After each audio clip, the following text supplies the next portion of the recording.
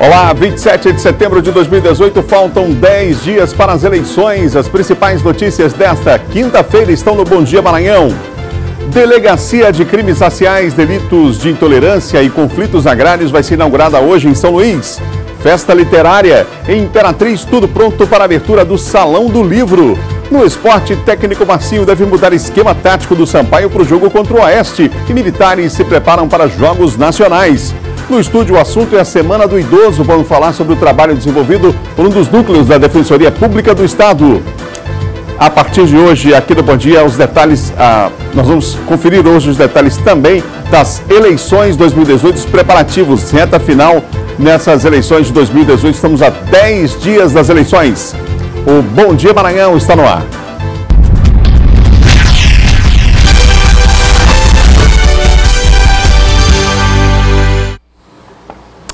7h02, um ótimo dia para você que nos acompanha em todo o estado aqui pela TV Difusora. Estamos começando o nosso Bom Dia Maranhão. Você aí em Caxias, em Imperatriz, em Codó, em Barra do Corda, nosso obrigado pela preferência de audiência aqui na Difusora, hein? Nós vamos girar com nossos repórteres. Eduardo Ericeira vai trazer para nós informações importantes. A partir de hoje, o Estado deve agir de forma mais intensa em crimes raciais, de intolerância e também nos conflitos agrários. É o Eduardo que traz os detalhes para nós aqui no Bom Dia, ao vivo aqui no Bom Dia Maranhão. Eduardo, bom dia para você. Importante essa delegacia. Olá, muito bom dia, Adalberto. Bom dia a todos que acompanham o Bom Dia Maranhão. Uma importante ferramenta aí no combate a crimes que acontecem muito aqui no estado do Maranhão, mas também em todo o país. E a inauguração está prevista para hoje, como você disse, Adalberto, já na parte da manhã, a partir das 10 horas da manhã, dessa delegacia, que vai funcionar justamente no prédio da Secretaria Estadual de Igualdade Racial, que funciona localizado no centro histórico aqui da capital São Luís, na rua de Djalma Dutra, número 121, no centro histórico de São Luís. A Delegacia de Crimes Raciais, Delitos de Intolerância e Conflitos Agrários tem por finalidade justamente investigar esses casos relacionados a racismo, injúria racial, xenofobia, intolerância religiosa e questões da terra. Essa delegacia ela faz parte de uma ampla ação governamental que é voltada principalmente para a população negra que mais sofre. A gente sabe que, lamentavelmente, infelizmente, é a população que mais sofre com esses tipos de crime e também de crimes, melhor dizendo, e também com a população que vive no campo, que diz respeito aí relacionado à questão de conflitos agrários. A delegacia vai permitir aí o devido processo legal, o andamento das investigações que seja feita efetivamente e que os infratores sejam punidos diante das investigações que serão feitas pela polícia por meio dessa delegacia. Voltamos com você, Adalberto. Obrigado, Eduardo. Eduardo participando ao vivo conosco aqui no Bom Dia Maranhão. São 7h04, hein? E olha, tudo pronto para a abertura hoje do 16º Salão do Livro de Imperatriz. Quem conta para nós as novidades desse ano é a repórter Jaqueline Teixeira. O evento é gratuito e logo mais as portas estarão abertas a toda a comunidade. Ao todo, são 10 dias de uma intensa programação. Como foi dito, esta edição da feira está recheada de novidades. E quem vai contar para a gente quais são elas é o presidente da Academia de Letras de Imperatriz, Trajano Neto. A Feira do Livro, esse ano, o Salimp, ele traz sim algumas novidades interessantes, além dos palestrantes, bons palestrantes que farão palestras aqui no Café Literário, lançamento de livros, encontros literários de toda a natureza.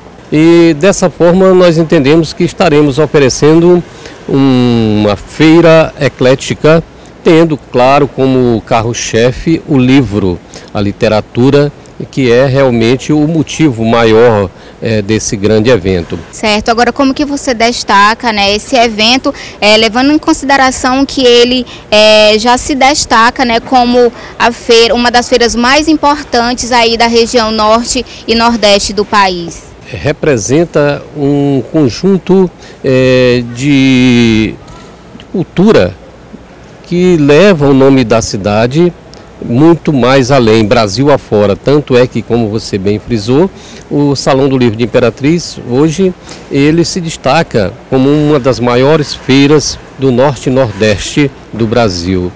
Jaqueline Teixeira para o Bom Dia Maranhão. Confira agora o nosso giro de notícias. Integrantes de associação criminosa que pretendiam praticar arrombamentos com uso de maçarico na região de Bacabal foram presos pelo Departamento de Combate ao Roubo a Instituições Financeiras. A investigação teve início em agosto com a prisão de Maiana Pereira Rodrigues em Santa Inês. Ela estava em posse de um veículo com registro de roubo. Pelas investigações foi possível identificar um grupo criminoso especializado em arrombamentos.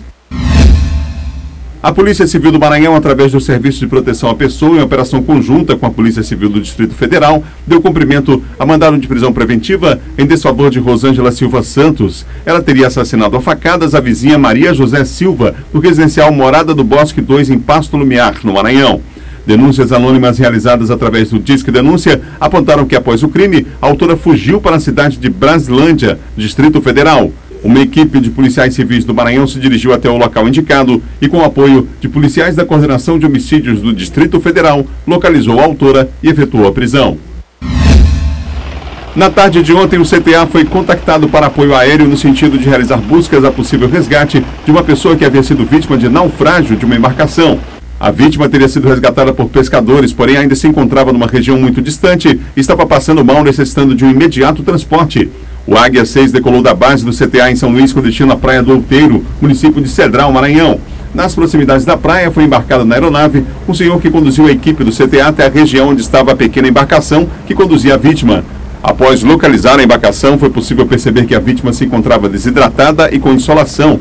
A embarcação foi levada até a margem de uma praia, onde a vítima foi levada até o helicóptero do CTA, que havia pousado numa área restrita. O Águia 6 efetuou o pouso próximo ao Hospital Municipal de Cedral e o paciente foi entregue aos cuidados médicos. Agora vamos à participação de Silvan Alves aqui no Bom Dia.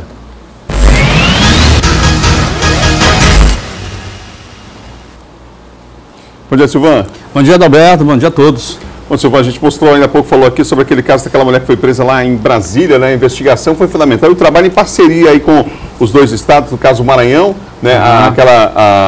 Serviço de Proteção à Pessoa, né? No caso aqui, a Superintendência, né? De Homicídio e Proteção à Pessoa. E lá em Brasília. Hoje as polícias trabalhando de forma integrada é muito mais fácil, inclusive nessa questão de cumprimento do mandado de prisão. Você lembra do programa de ontem, na edição de ontem, nós falamos sobre o caso do cumprimento do mandado de prisão em Pedreira, do cidadão que tinha praticado um latrocínio lá em Cuiabá. Né?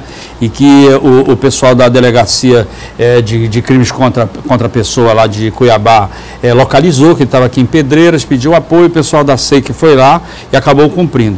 E agora, né, o cumprimento do mandado de prisão lá em Brasilândia, né, no Distrito Federal. Esse crime tinha acontecido agora no mês passado, lá ali no condomínio, ali na região do Pasto do Lumiar, numa briga de vizinho, uma discussão, entraram em atrito e infelizmente chegaram em via de fato, ela acabou matando a Maria José, que era a vizinha, e depois do crime ela acabou fugindo, né? E isso também graças às informações, denúncias anônimas, não é? Que fizeram com que a polícia pudesse localizar o endereço correto, pediu apoio à divisão de homicídio lá de Brasília, eles foram lá, cumpriram o mandado e ela está vindo para cá, deve ser interrogada na SHPP, já tem mandado de prisão, decretado pela Justiça, e depois deve ser encaminhada aí ao Complexo Penitenciário São Luís. Silvan, a polícia prendeu 3 homens que vinham agindo aqui naquela região do São Raimundo, não é? Foram vários assaltos praticados, isso é muito comum, os caras tomarem carros de assalto e depois saírem realizando vários outros roubos. Esses 3 aí foram identificados como o Alan Ferreira, né, que é morador lá do Parque Vitória, o Ian Oliveira também e o Arthur Felipe. Essa arma tem a numeração raspada, eles estavam num veículo Gol, de cor cinza, fizeram vários assaltos naquela região lá do São Raimundo e já estavam aqui na Avenida São Luís de França, quando foram interceptados pelo pessoal do GTM do 8º Batalhão. Vários aparelhos de telefone celular de vítimas, né, de pessoas que já tinham sido assaltadas por ele.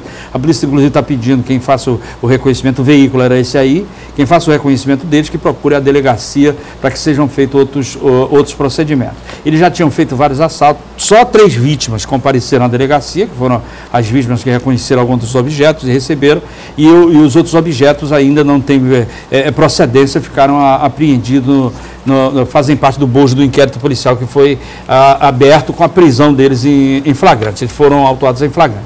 é muito comum esse tipo de crime, eles praticam vários crimes numa determinada área e passam para outra área, né?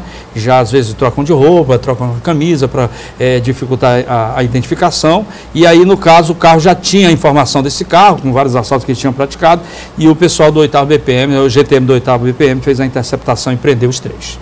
Obrigado, Silvão. Ótimo dia para você. Bom dia, Adalberto. Bom dia a todos. São 7h11. Nós vamos agora à região Tocantina, lá em Imperatriz, os preparativos para as eleições desse ano, já carga e lacre das urnas que vão ser utilizadas no próximo domingo, não nesse, mas daqui a 10 dias, né, nas eleições desse ano. Esse é um dos destaques lá de Imperatriz. Luiz Carlos Lima, bom dia. Olá, Adalberto, muito bom dia para você, bom dia a todos. Olha, mais de 600 urnas eletrônicas vão ser utilizadas nas eleições do dia 7 de outubro aqui em Imperatriz, considerado o segundo maior colégio eleitoral do Maranhão.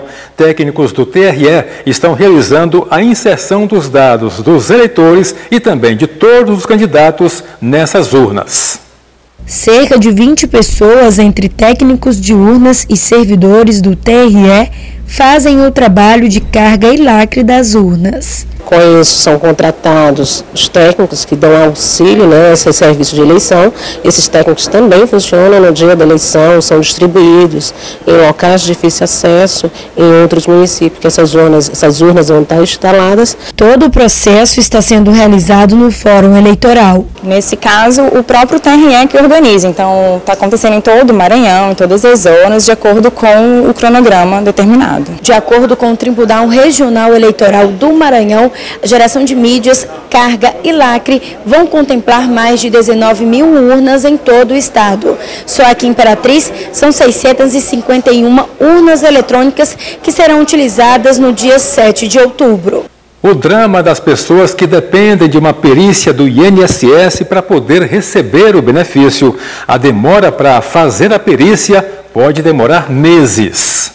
Silvio está há mais de 2 meses tentando fazer uma perícia médica do INSS. Ele torceu o pé ao tropeçar em uma calçada no centro da cidade. Marcaram a minha perícia para ano que vem, para março, 25 de março. Como é que eu fico assim, nessa situação aqui? Essa demora é explicada por especialistas. As agências do INSS, elas não têm como dar conta dessa demanda que surge através dessa uma listagem nacional do dia para a noite. E o segundo ponto dessa questão das perícias demorarem um pouco mais é porque tem, claro, as perícias iniciais, ou seja, o cidadão que está trabalhando, ele é acometido por um problema de saúde que lhe incapacita momentaneamente, e a empresa, depois dos 15 dias, que é a responsabilidade da empresa, a partir do 16º dia, a responsabilidade do INSS. Claro, se ele tiver um vínculo ativo, ou seja, estiver trabalhando de carteira assinada. Por hoje é só, Adalberto, a gente volta com você aí no estúdio. Obrigado, Luiz, pelas informações. No próximo bloco eu recebo aqui no estúdio do Bom Dia a coordenadora do Centro Integrado de Apoio e Proteção contra a Violência à Pessoa Idosa da Defensoria Pública do Estado. E mais, em carta, Lula reafirma apoio ao candidato Flávio Dino no Maranhão. Assunto para John Coutrin. Depois do intervalo, são 7h14 e a gente volta já.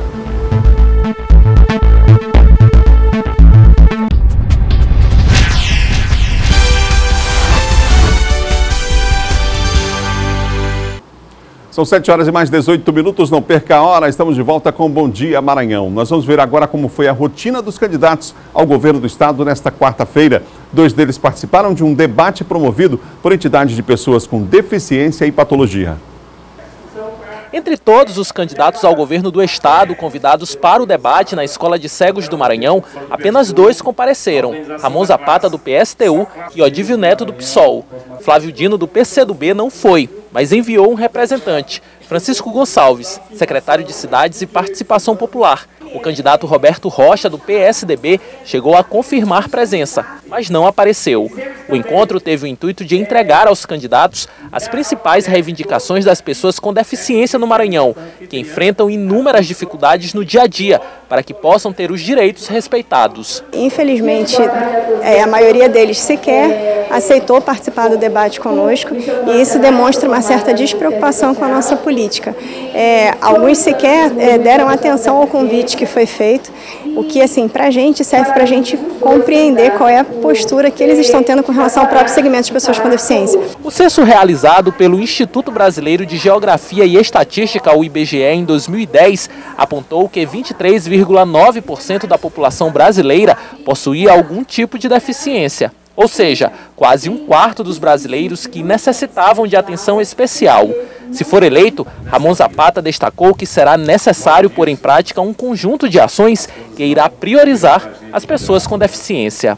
Nós temos que ter melhores sinalizações, nós temos que ter passarelas, nós temos que ter política pública para eles adentrarem ao trabalho, emprego e renda, né? Nós temos que ter acessibilidade para as pessoas. Já Odívio Neto defende a destinação de mais recursos para desenvolver políticas públicas direcionadas a essa parcela da sociedade. Sendo eleitos, a gente com certeza vai trazer essas pessoas para participar do governo e aí sim a gente ter um governo com participação de todas as categorias, de todas as classes sociais do nosso estado.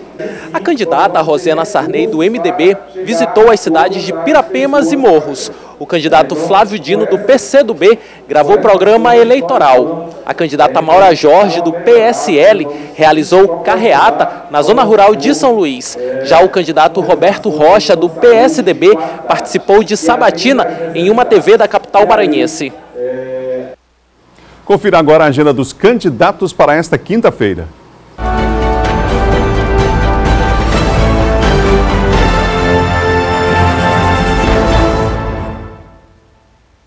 Rosiana Sarney, do MDB, às 10 horas da manhã tem atividade em Santa Luzia, às 3 da tarde em Arame e às 4h30 da tarde em Grajaú.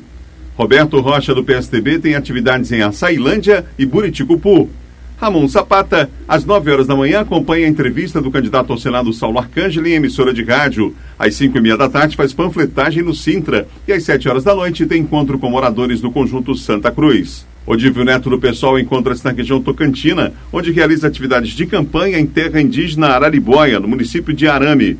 Flávio Dino, do PCdoB, às 9 da manhã tem caminhada em Tutóia, às 10h30 em Água Doce. Meio-dia tem reunião em Paulino Neves. 1h da tarde também tem outra reunião no mesmo município. E às 2h30 da tarde faz caminhada em Magalhães de Almeida. Às 4 da tarde tem atividade em São Bernardo e às 18h30 comício em Araioses. Maura Jorge, do PSL, não divulgou a agenda para esta quinta-feira.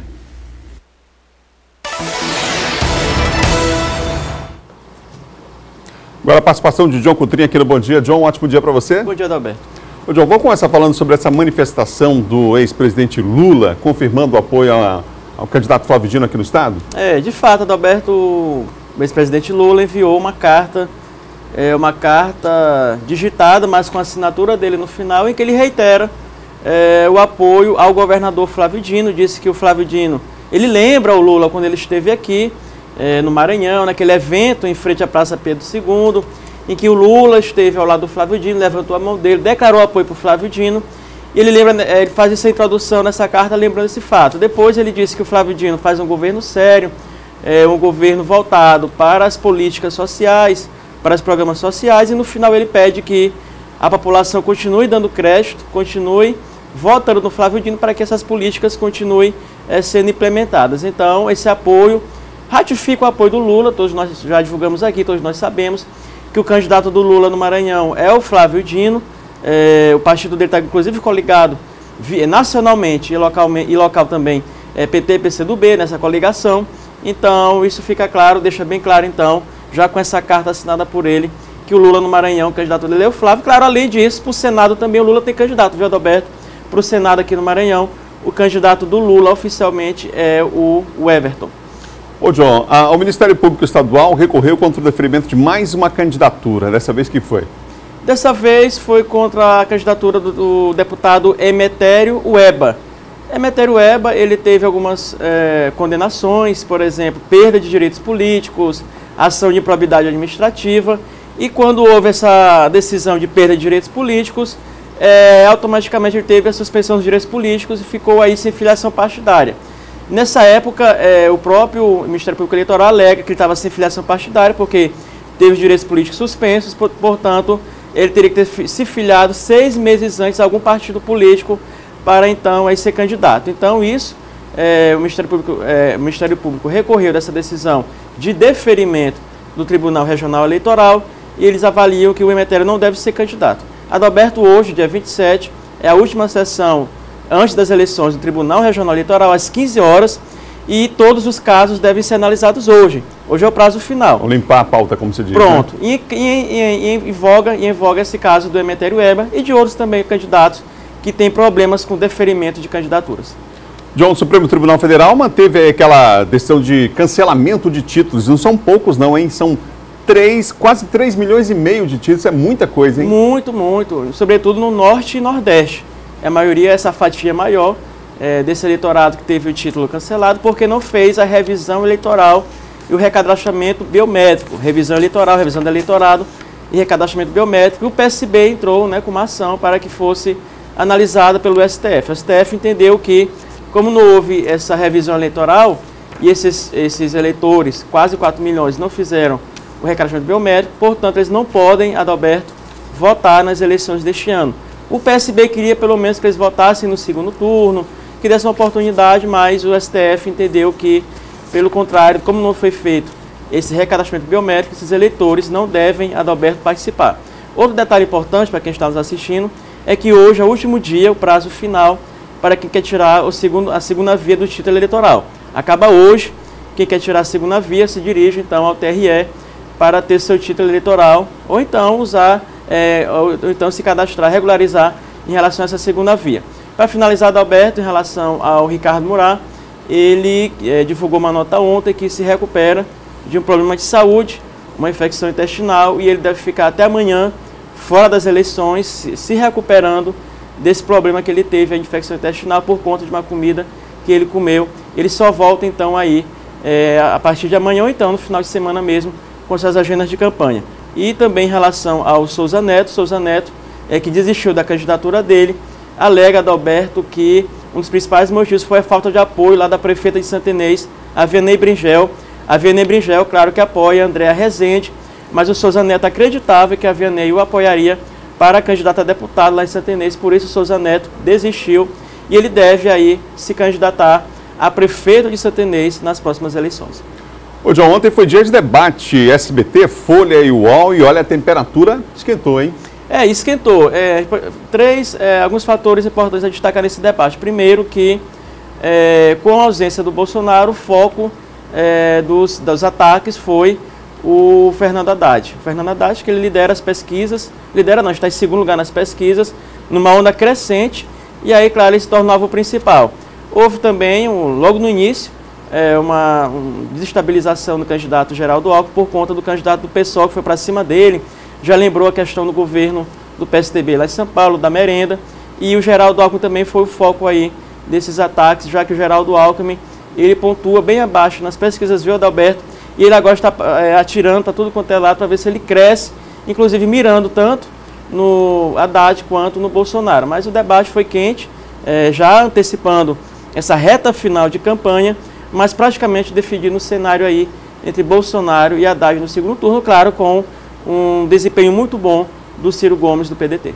Também se fez uma projeção em relação aos possíveis apoios aí quanto ao segundo turno. A Marina disse que não deve apoiar nenhum dos dois candidatos, né? O Ciro falou que não, se for eleito presidente, não quer ninguém do PT, ou não deve ter ninguém do PT participando do seu governo. Enfim, foi um debate também para sentir aí como é que estão os ânimos em relação a um possível segundo turno, né? E, além disso, um outro aspecto que é a luta agora pelo voto dos indecisos, em especial as mulheres, né? Muitos candidatos, o Álvaro Dias fez isso, a Marina fez, não poderia ser diferente, a única candidata mulher também fez isso, um discurso direto voltado para a mulher, políticas públicas voltadas para a mulher, até por esse eleitorado feminino aí indeciso, que ainda é um número considerável, né? É isso, Adalberto, é uma indecisão muito grande. A pesquisa Ibope já, inclusive, divulgou um dado interessante, que 28% dos entrevistados poderiam mudar de candidato, né, na reta final, para que um outro candidato não fosse para o segundo turno. Então, é claro que há um desenho projetado em que o Haddad é um crescimento dele, a fixação, a cristalização do eleitorado Bolsonaro. Nós observamos que o Bolsonaro oscila, aquela curva de oscilação, né, na margem de erro, mas ele conseguiu cristalizar o eleitorado. Aqui no Maranhão, trazendo para o cenário local, Ao contrário da eleição nacional, na eleição estadual local aqui no Maranhão, tudo se desenha para a eleição ser definida em primeiro turno, viu, Adalberto? Todas as pesquisas indicam que o governador Flávio Dino deve ser eleito em primeiro turno e a disputa para o Senado também já há uma reviravolta.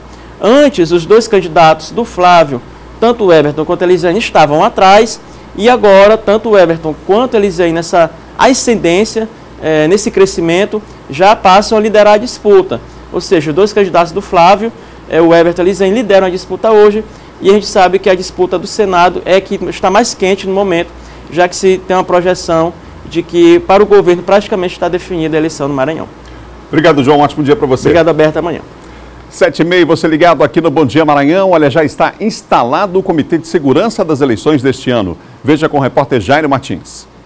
O Comitê de Segurança é formado por órgãos federais e estaduais que atuam na garantia da lei e da ordem e que no período eleitoral trabalham de forma integrada. No Maranhão, 72 municípios solicitaram reforço das tropas federais e o Exército já organizou toda a logística para garantir a segurança nessas cidades. São 72 municípios dessas eleições, estão tendo uma quantidade bem maior que os pleitos anteriores e para isso nós estamos trazendo tropas do Pará, do Amapá e também vai ser empregada a tropa do sul do Maranhão. Então, em virtude disso, do deslocamento dessas tropas, que a maioria pertence à 22ª Brigada de Infantaria de Selva, o PC do comandante da brigada, General Viana Filho, está sendo deslocado aqui para São Luís para poder fazer toda a coordenação para o pleito poder acontecer da melhor maneira possível. A Polícia Militar também já montou a sua estratégia para garantir a cobertura ostensiva e preventiva nos 217 municípios. A gente vai transferir tropa da capital para o interior e entre os interiores e também reforçaremos com tropa de pronto emprego e tropa reserva. Empregaremos perto de 8.000 homens nesse pleito eleitoral, garantindo a segurança em todos os municípios do Maranhão. Claro que, se houver alguma solicitação, a gente reportará aqui ao comitê e teremos a ajuda de todos os órgãos que aqui se fizeram presentes.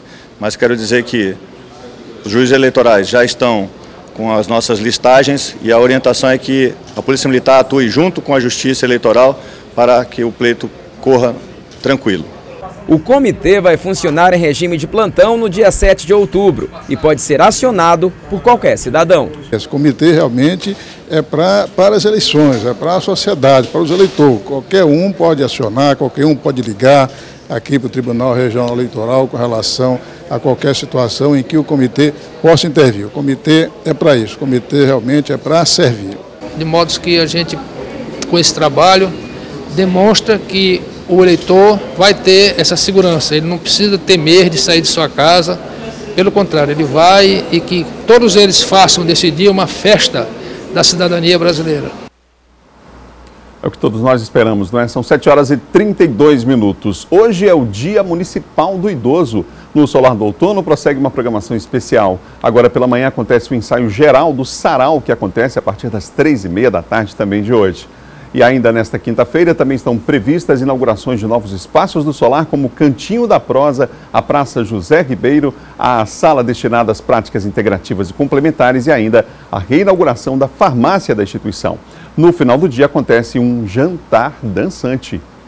Na próxima segunda-feira, em parceria com a Defensoria Pública, acontece a 8ª Feira de Valorização Cultural da Pessoa Idosa. Aqui no Bom Dia eu recebo a coordenadora do Centro Integrado de Apoio e Proteção contra a Violência à Pessoa Idosa da Defensoria, Isabel Gonzalez Lopzic. Isabel, bom dia. Bom dia. Isabel, vamos falar sobre as ações desse núcleo que é extremamente importante. O centro tem funcionado não só no sentido de dar apoio à Defensoria, na recepção de denúncias que chegam lá, mas também da formação das pessoas, né, da informação também às pessoas da necessidade dessa luta pela garantia de direitos, né? A Defensoria Pública do Estado do Maranhão possui esse núcleo especializado e neste núcleo nós não trabalhamos somente as questões de violências que chegam através das mediações, dos encaminhamentos, mas principalmente trabalhando a prevenção através das palestras, de seminários, do curso de cuidador de idosos, orientando a família para este envelhecimento, orientando a família de como tratar melhor o idoso e das garantias de lei que esse idoso possui.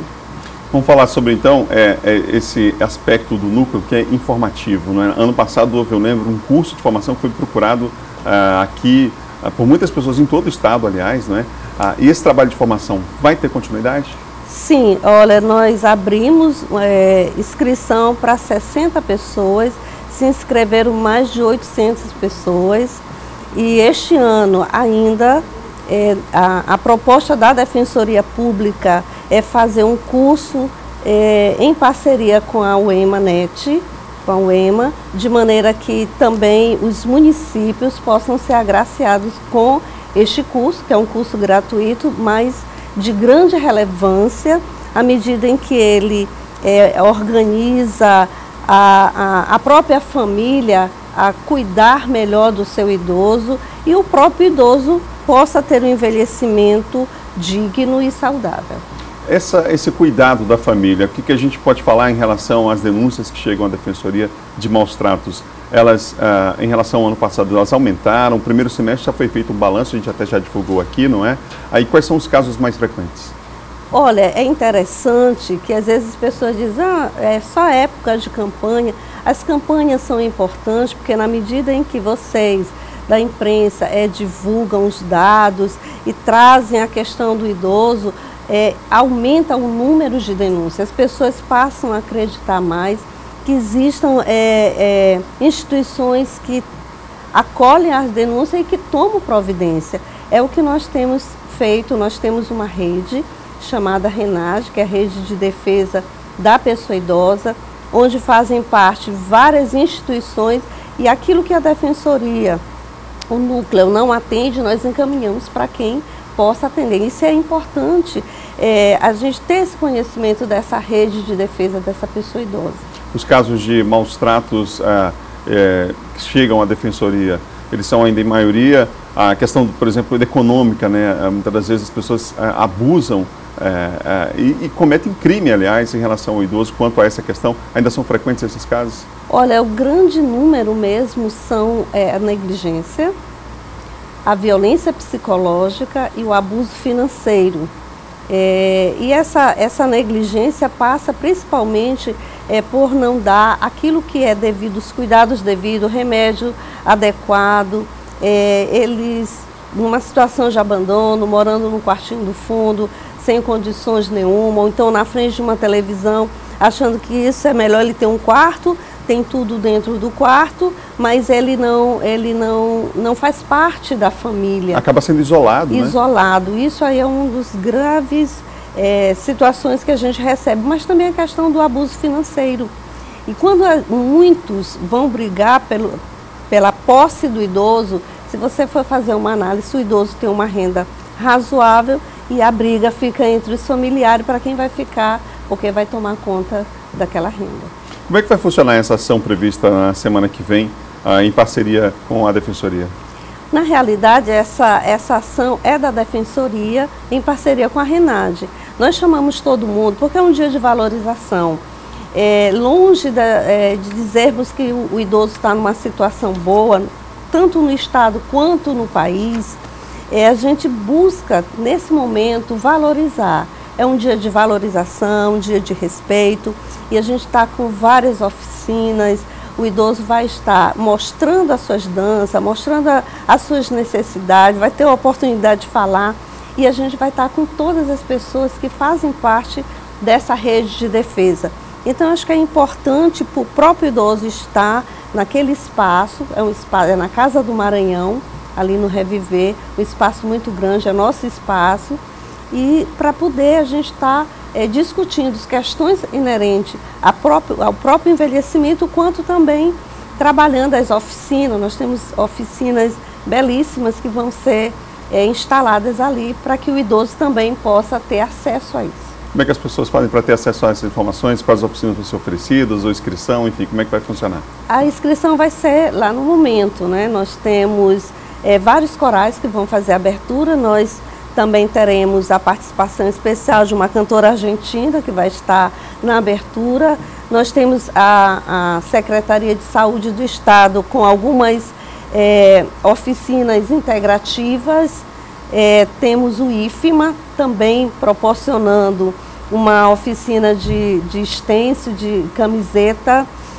Temos um trabalho com acupuntura, reiki, várias outras coisas, como tratar a questão do chá, farmácia viva, os chás, que é tão importante nessa fase que muitas vezes a pessoa não quer tomar um remédio, mas já tem um chá que já pode melhorar, já pode ajudar. Então são coisas nesse viés, além da exposição e venda dos produtos que eles passam o ano todinho trabalhando. É um momento assim de também mostrar que ainda está todo mundo na ativa. Então na Casa do Maranhão, confirmando na segunda-feira, a partir de 8 horas, 8h30, 8h30 da manhã. Começa.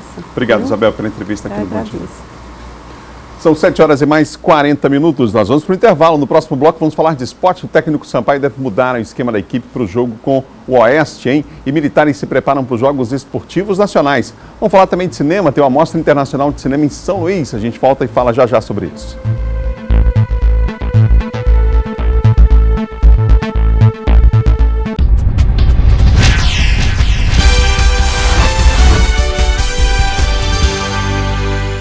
São 7h44, fique ligado. Hoje, quinta-feira, vai ser ligado aqui no Bom Dia Maranhão. Agora a gente vai falar de esporte.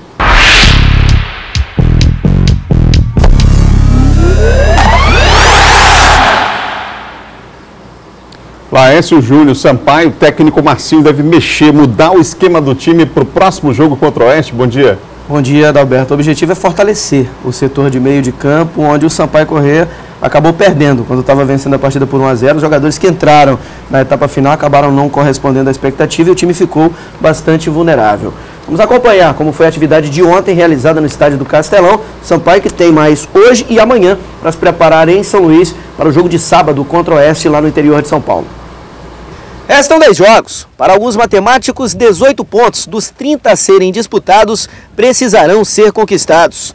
A vitória até 26 minutos do segundo tempo contra o Avaí, onde o time levou a virada, ainda é motivo de lamento. Deixamos um pouco a desejar na parte de concentração no final da partida. A gente sabe que os momentos finais que decidem a partida e nesse jogo a gente nos desligamos um pouco ali, acabamos levando 3 gols até onde nós tínhamos domínio total sobre a partida. Então, bola para frente, contra o Oeste vai servir de lição o que aconteceu fora de casa contra o Avaí.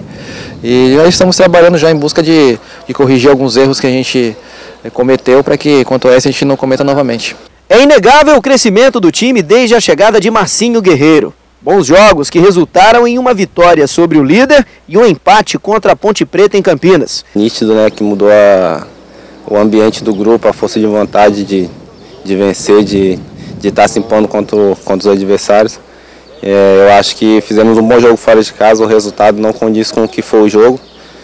Quem viu o resultado acha que o Avaí atropelou a gente, mas eu acho que foi de outra forma. Fizemos um bom jogo fora de casa, se tratando de um time que disputa o G4, que disputa o acesso.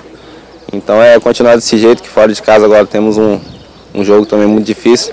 Mas na situação atual, só jogar bem não adianta. As vitórias têm que voltar a acontecer. E para isso, o time não pode perder tantos gols como no último jogo. Não soubemos aproveitar bem algumas chances que tivemos. No segundo tempo, ele até uns 30 minutos, acho, se não me engano, foi o primeiro gol deles. Estavam fazendo um bom jogo, tanto que a torcida estava até vaiando a equipe deles. Foi uns 10 minutos ali de apagão total da nossa equipe, infelizmente. Falhamos coletivamente e tomamos o gol. O momento é de união e de acreditar que ainda dá para sair da zona do rebaixamento. Tem que focar no nosso trabalho, né, cara? Pra gente sair, a gente não precisa depender dos outros, temos que começar a vencer, independente seja fora de casa, mas na situação que nós estamos, nós temos que pensar só na vitória. Pois é, o Eloy está otimista, ele falou até em buscar 8 das 10 partidas que o Sampaio tem, 8 vitórias, é o que o Sampaio precisa, de pelo menos 6. Acredito que com 5 e 2 empates fora, o Sampaio escapa da zona do rebaixamento. O Marcinho deve encher o setor de meio de campo, colocando o Adilson Goiano e o William Oliveira jogando pela primeira vez os 2 volantes de marcação, unidos ao Eloy e ao Fernando Sobral um pouco mais adiantado. O Bruninho sai do time, volta o William ao ataque em lugar do Alvinho, e o companheiro do William deve ser o João Paulo, que tem jogado bem ao comando do técnico Marcinho Guerreiro. Falando também da Série B do Campeonato Maranhense, ontem tivemos 2 partidas que abriram a competição. O Chapadinha foi a Timon e venceu o Timon por 3-1, e o Juventude do Rodrigo Ramos, do Júnior Chicão, aplicou um 6-0 no Expressinho. Uma grande vitória do Juventude logo no começo da Série B do Campeonato Estadual. Agora vamos mudar de assunto, falar agora dos Jogos Desportivos do Exército Brasileiro. Os maranhenses estão preparados para fazer bonito.